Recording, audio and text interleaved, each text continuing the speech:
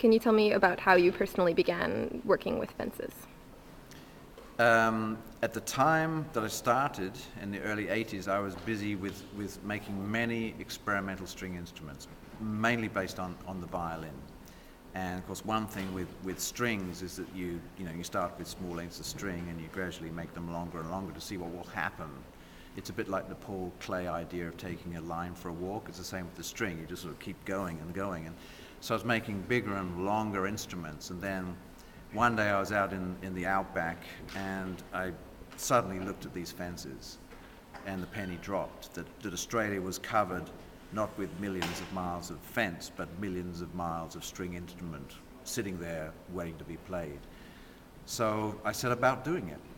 And from that, of course, I mean, Australia, I think, is probably fence city. I know Texas does pretty well, but there are probably more fences per people in Australia than anywhere else, including we've got the 4,500 kilometre long dingo fence, which is probably certainly the longest fence in the world, might be the longest artifact anyway.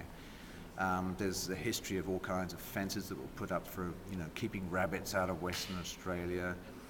The fence is this wonderful senseless artifact whereby people try to defeat some idea or try to use it for purposes of ownership or to keep people in or keep people out, various kinds of hegemony. And it's like once I started with the musical instrument, the political ramifications of what I was doing became very clear. So the fence project moved on to more kind of dangerous places like borders. And the first one was the old east-west border in Europe, and I've done the separation fence in Israel and Mexico, USA border fence, and basically border guards want to shorten your life if it's left to them. So I forgot what the question was now.